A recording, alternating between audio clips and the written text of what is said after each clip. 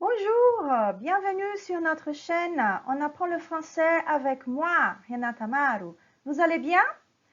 Voilà, aujourd'hui, j'ai dédié notre cours à une vedette, à une star de la langue française. Le verbe être, un verbe qui va nous aider à nous présenter, à parler de nous, à parler des autres. Voilà. Alors, quand on parle d'un verbe, la première chose qu'on doit penser, c'est au pronom qui précède ces verbes. Quand on fait la conjugaison d'un verbe, bien sûr, le verbe, il est toujours précédé d'un pronom. Ça veut dire qu'il y a un pronom sujet qui vient avant le verbe. Vous pouvez accompagner sur l'image. J'ai mis le verbe être conjugué, oui, avec le pronom, bien sûr. Un verbe, il doit toujours être précédé d'un pronom sujet pour qu'on le conjugue au présent de l'indicatif.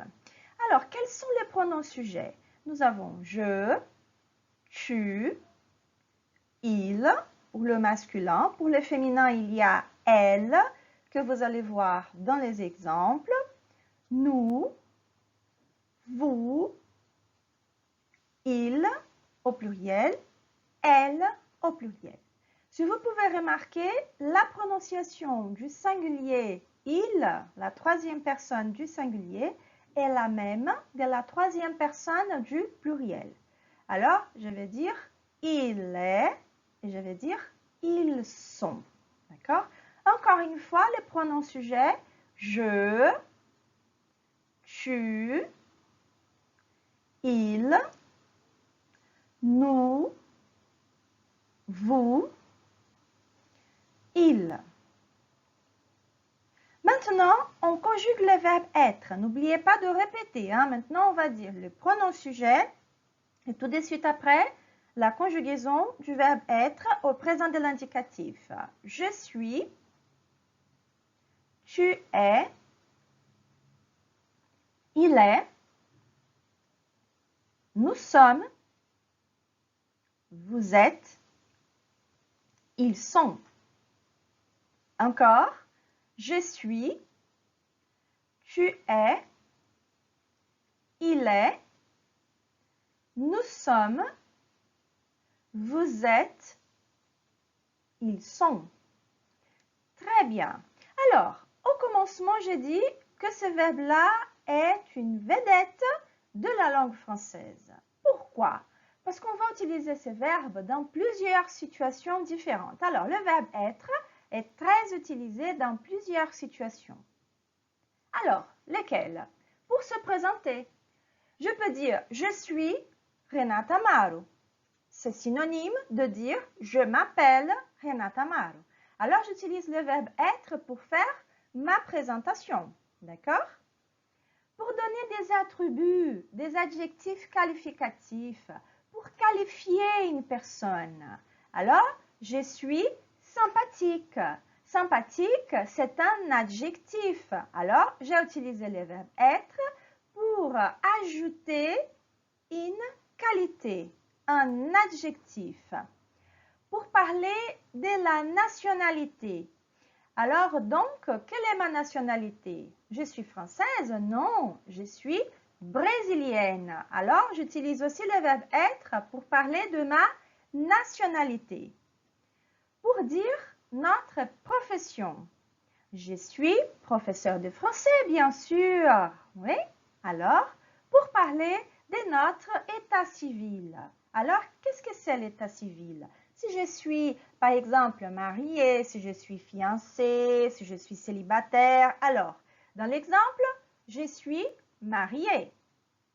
Et aussi, on utilise le verbe être dans un autre sens, oui. Et dans ce cas-là, il est utilisé pour nous situer dans l'espace. Alors, pour nous situer dans l'espace, je suis à Rio de Janeiro, au Brésil. Oui, voilà. Alors, on va continuer et on va travailler les usages, les différents usages du verbe être dans chaque situation différente. Oui, accompagné. Voilà, le premier dernier usage, c'est celui pour la présentation que je vous ai déjà dit, qui est synonyme, oui, du verbe s'appeler. Alors, je dis « Je suis Renata Maru » ou « Je m'appelle Renata Maru ».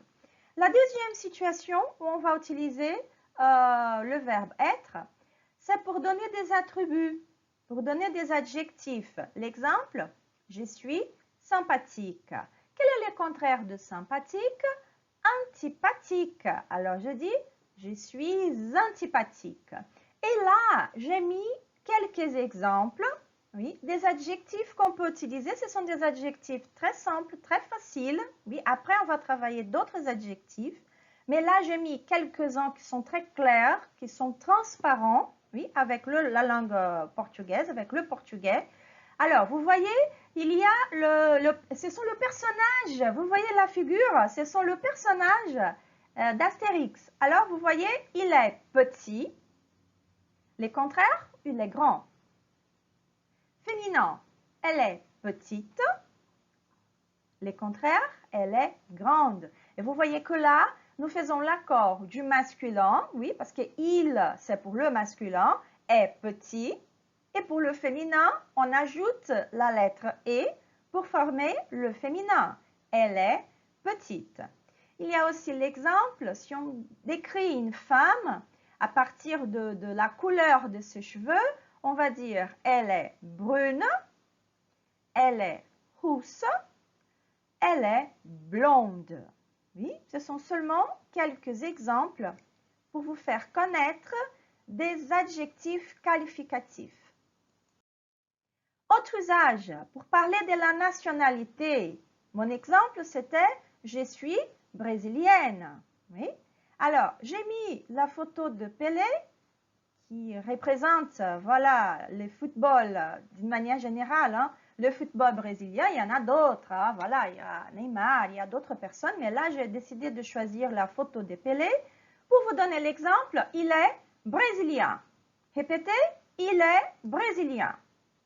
Féminin, elle est brésilienne. Voilà. J'ai mis Gérard Depardieu aussi pour représenter en français. Voilà. Il est français. Et au féminin, j'ai mis Audrey Tautou. Elle est française. Parfait. Pour parler de notre profession, pour dire notre profession aussi, on va utiliser le verbe être. Il est boulanger. Vous voyez, il y a les baguettes là. Hein? Il est boulanger, c'est sa profession. Il prépare le pain. Féminin, elle est boulangère. Elle aussi, elle prépare le pain. Vous pouvez voir, il y a aussi des baguettes derrière cette femme-là. Hein? Et là, j'ai mis la photo de deux journalistes brésiliens pour vous donner le masculin et le féminin. Il est journaliste. Elle est journaliste. Ce que vous pouvez remarquer, c'est que par exemple, pour la profession boulanger, boulangère, il y a une différence entre les masculins et les féminins oui, de cette profession. Il est boulanger, masculin. Elle est boulangère, féminin. Et pour journaliste, journaliste, c'est un nom de profession invariable. Alors, on va dire tout simplement il est ou elle est pour indiquer si c'est masculin ou féminin. Mais le nom de la profession est le même. Il est journaliste, elle est journaliste. Il est dentiste, par exemple, c'est aussi une autre profession qui a le même nom pour dire le masculin et le féminin. Alors, il est dentiste, elle est dentiste. D'accord?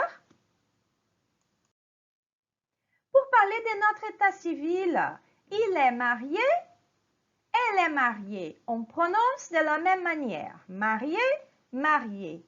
Mais vous voyez que pour le féminin, elle est mariée. On ajoute une lettre E.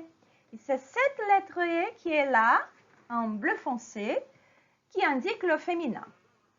Là, vous avez, il est célibataire, elle est célibataire. Alors, ça veut dire 100% disponible. Oui. Et vous voyez que célibataire est invariable. Il est célibataire, elle est célibataire. Autre possibilité pour indiquer l'état civil d'une personne, elle est séparée. Alors, vous voyez, féminin aussi, avec une autre lettre E. Le masculin, il est séparé. Prononciation, voilà, vous voyez, Vous voyez que la prononciation est la même. Séparé, séparé. Au moment d'écrire, on ajoute la lettre E pour former le féminin.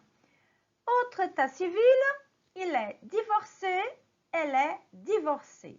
Le même cas, même prononciation, divorcé, divorcé, mais on ajoute la lettre E. Répétez, il est marié, elle est mariée, il est célibataire, elle est célibataire, elle est séparée, il est séparé, il est divorcé, elle est divorcée. Très bien. Voilà. La dernière partie, c'est pour vous montrer l'autre cas où on va utiliser le verbe être. Vous voyez que le verbe être, c'est un peu comme le verbe to be en anglais. On va l'utiliser pour deux sens différents, dans deux sens différents. Alors, voilà, pour nous situer dans l'espace, quand on utilise le verbe être, pour nous situer dans l'espace, il change de sens. Ce n'est pas les mêmes sens qu'il a. Vous voyez, j'ai mis là le symbole des différents. Elle est italienne. Oui, c'est Monica Bellucci. Elle est italienne. L'usage du verbe être dans cette phrase, elle est italienne, est différent de, par exemple, elle est dans la salle de classe avec les étudiants. Quand je dis qu'elle est dans la salle de classe, je mets cette personne dans un espace. Elle est dans un espace. Vous voyez la différence? Et elle est italienne, j'ai décrit une personne. C'est différent. L'autre exemple, vous pouvez voir, hein, la célèbre Tour Eiffel, ils sont à Paris. Alors, vous voyez, là, on a situé la personne dans un lieu, dans un espace. Ils sont à Paris. D'accord?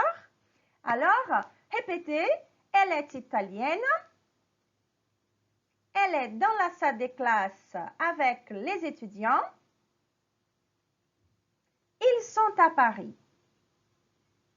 Alors, gardez bien le verbe être, il sera très important dans toute la vie des étudiants de langue française. Oui? Alors, je vous remercie énormément. Je vous quitte. Ah, voilà, mais on va se voir à la prochaine, j'espère. Et on va travailler d'autres adjectifs. Oui? On va travailler les prépositions qu'on utilise devant les noms de pays et devant les noms des villes. D'accord? Alors, suivez-moi. Je vous attends dans notre prochaine rencontre. À plus!